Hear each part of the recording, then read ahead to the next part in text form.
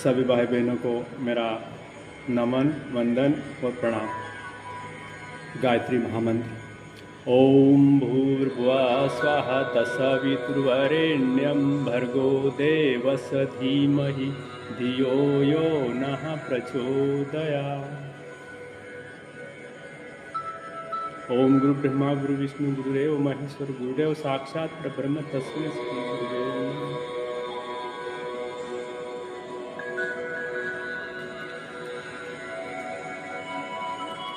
पंचकोश साधना,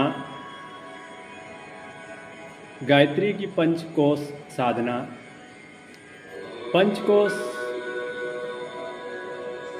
क्या है और पंचकोश की साधना से क्या लाभ? पंचकोश हमारे शरीर के 5 चेतना के आवरण, जीव के 5 आवरण। अध्यात्म क्षेत्र में ऋषियों ने हमारी प्रत्यक्ष शरीर को में रचा पचा शरीर को अन्नमय कोश, प्राणमय कोश, मनोमय कोश, विज्ञानमय और आनंदमय कोश, ये आध्यात्मिक ऋषियों ने कहा। अंग्रेजी शब्द में फिजिकल,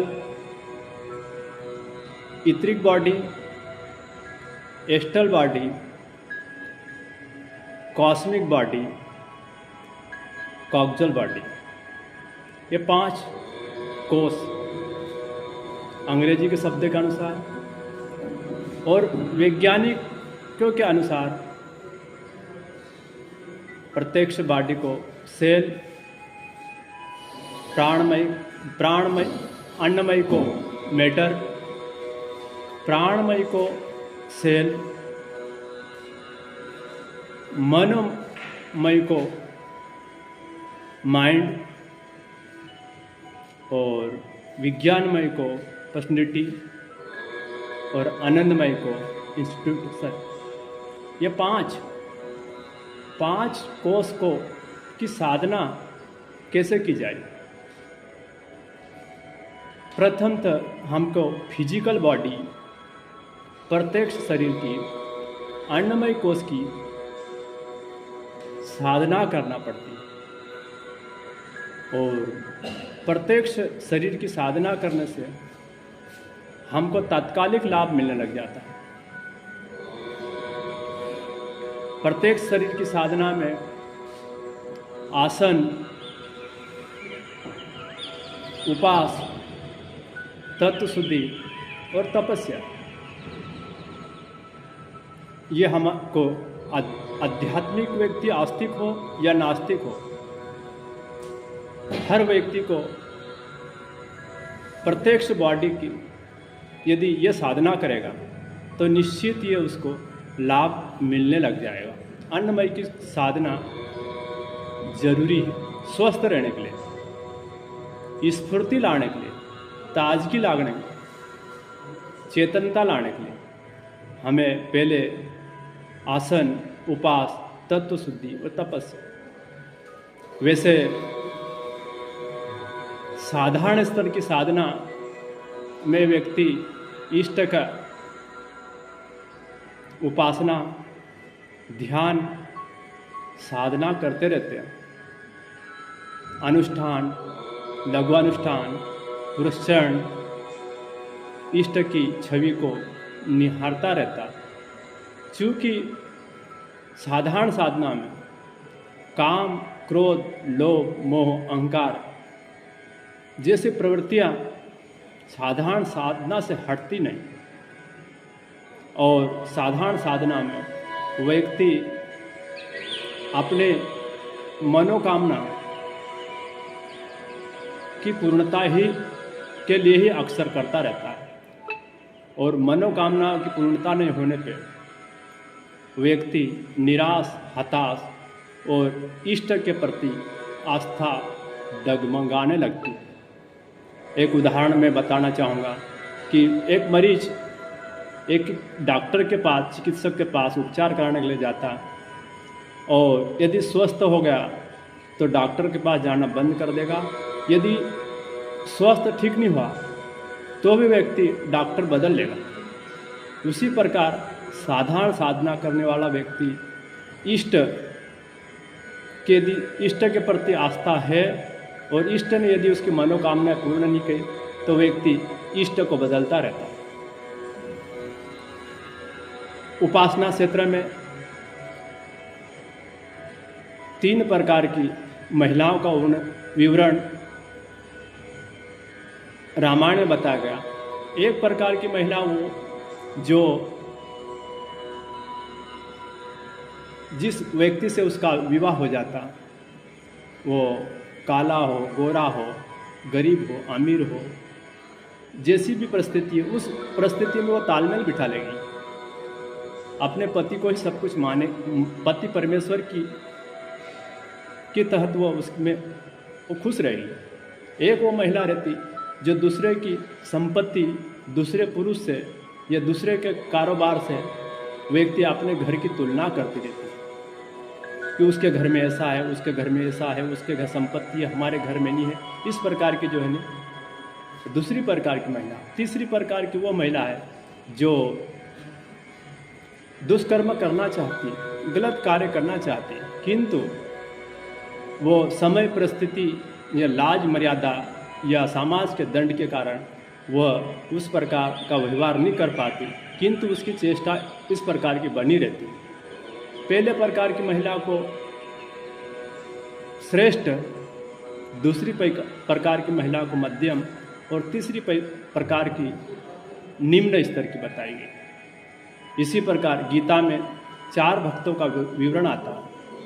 एक भक्त वो जो अपनी इच्छा पूर्णता, इच्छा मनोकामनाओं के लिए उपासना से, इष्ट से उनका उपासना करता रहता। दूसरा प्रकार का वो जो उसके बारे में रहस्य जानने का प्रयास करता रहता और रहस्य जान लेने के बाद में उसको छोड़ देता। तीसरे प्रकार का वो भक्त कहलाता जो सिद्धियां प्राप्त करने के लिए अपने आराध्य से, इष्ट से उनकी साधना उपासना करता रहता।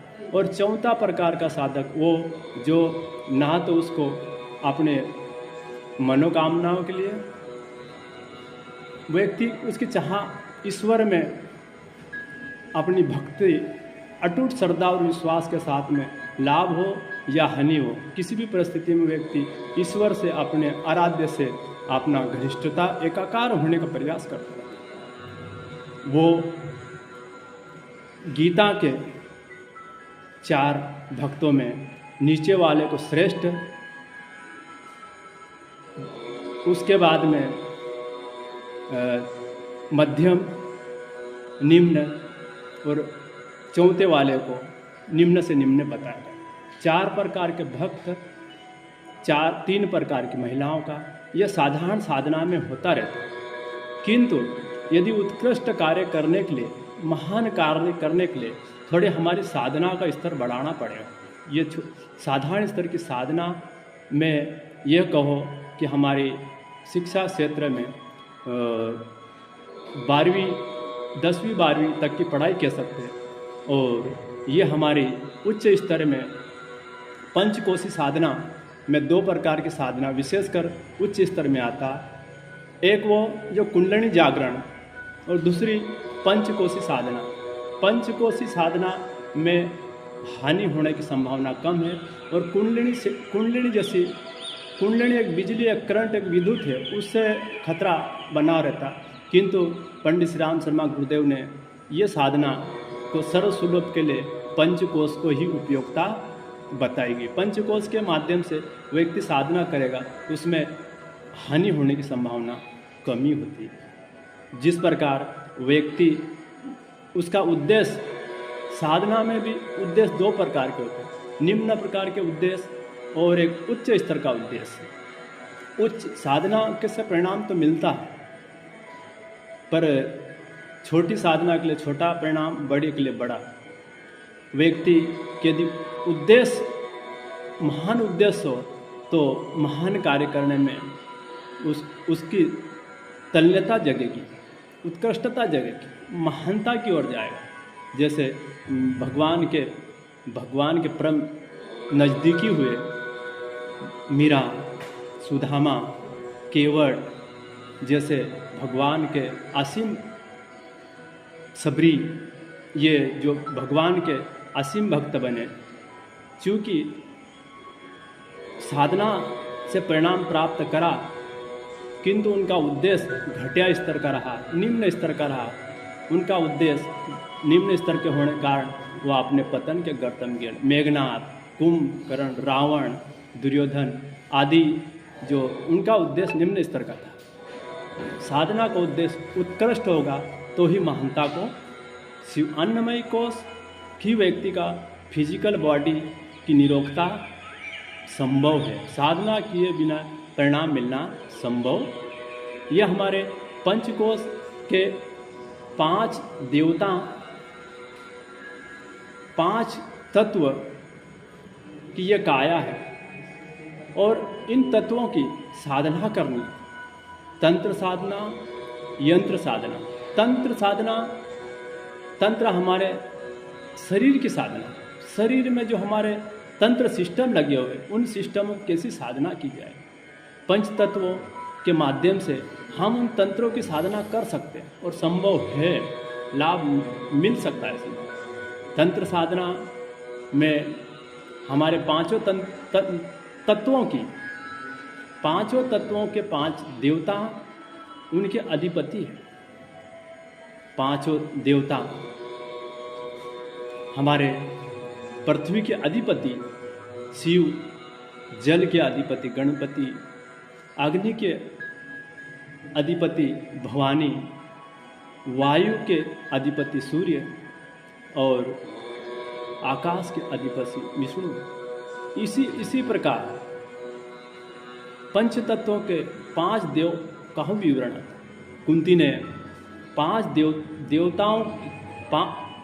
देवताओं की साधना करके 5 पांडव उनके पुत्र 5 प्रकार के 5 पुत्र में सूर्य,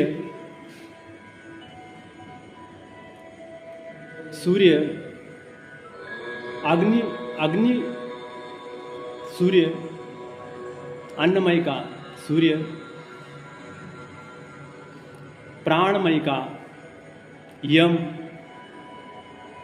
मनोमय का इंद्र और विज्ञानमय